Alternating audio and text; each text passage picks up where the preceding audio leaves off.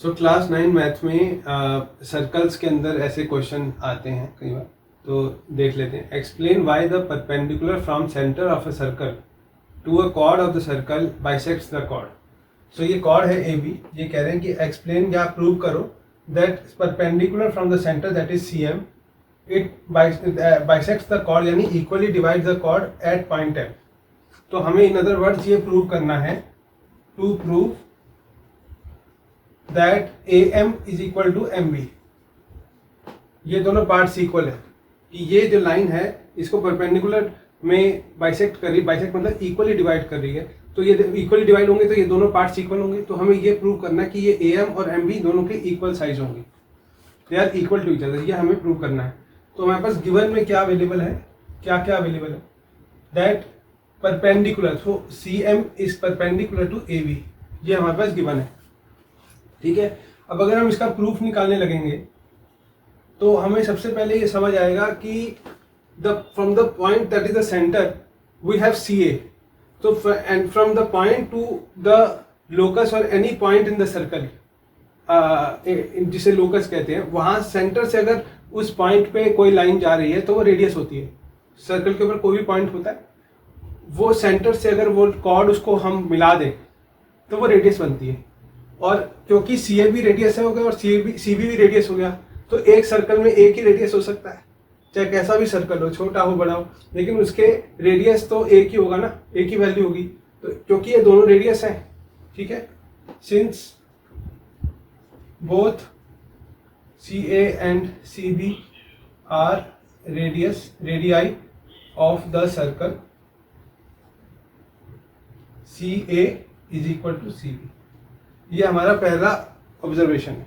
ठीक है, और अब आप ये देखो कि क्योंकि अब ये दोनों के दोनों इक्वल हैं, तो वी कैन आल्सो से, क्योंकि ये परपेंडिकुलर भी है ना, सिंस CM is perpendicular to AB, we have two right angle triangles.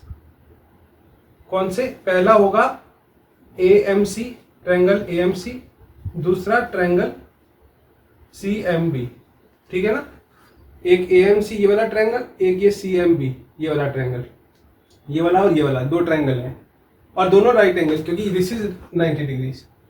ठीक है, ये हमारी दूसरी ऑब्जर्वेशन होगी।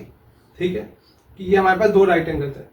अब क्योंकि ये दोनों जो है इक्वल है, तो इन दोनों का राइट एंगल ट्रायंगल्स का ये हाइपोटेन्यूज है, क्योंकि ये राइट एंगल है तो ये हाइपोटेन्यूज होगा। सिमिलरली AMC का भी ये राइट एंगल है तो ये हाइपोटेन्यूज होगा। सो एक थ्योरम होता है, उसे कहते हैं RHS कॉन्ग्रुएंसी।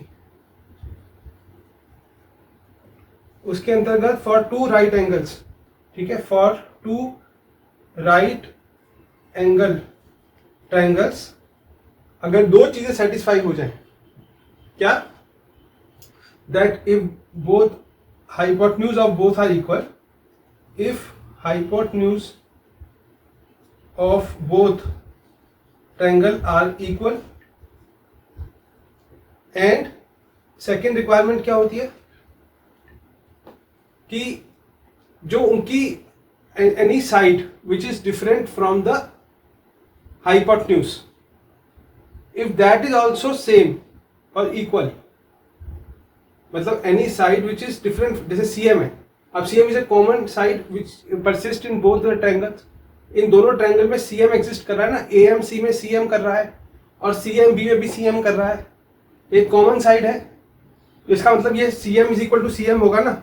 तो सेकंड क्या रिक्वायरमेंट होती है RHS कॉन्ग्रुएंसी की, कि that any side of the two triangles, a side other than hypotenuse should be equal।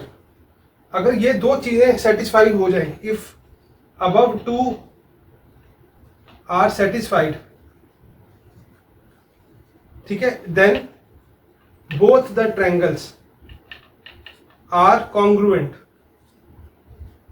congruent मतलब equal, exactly equal in size, उन सबकी corresponding साइड जो होंगे वो इक्वल हो जाएगी। ठीक है, कैसे? तो इस वाले में आप देखो ये ट्रायंगल है और ये वाला ट्रायंगल है, ये और ये दोनों तो क्योंकि रेडियस है तो ये तो हाइपोटेन्यूज दोनों का सेम हो गया, तो पहली चीज हमारी हो गई, सेम हो गई। दूसरी क्या है, इनको छोड़ के जो दूसरी साइड है CM is equal to CM ही हो गया ना, क्योंकि इन दोनों ये ट्रायंगल में CM कॉमन है, ये भी सेटिस्फाई हो गया। इस वजह से triangle AMC is congruent to, ये कॉन्ग्रुएंट का साइन होता है ट्रायंगल CMB। ठीक है, अब जब दोनों कॉन्ग्रुएंट होंगे देन AM अपने आप ऑटोमेटिकली MB के इक्वल हो जाएगा, क्योंकि दो कॉन्ग्रुएंट ट्रायंगल्स में उनकी जो कोरस्पॉन्डिंग साइड होंगी वो बिल्कुल सेम होती है। So hence AM is equal to MB। ठीक है, okay, thank you so much.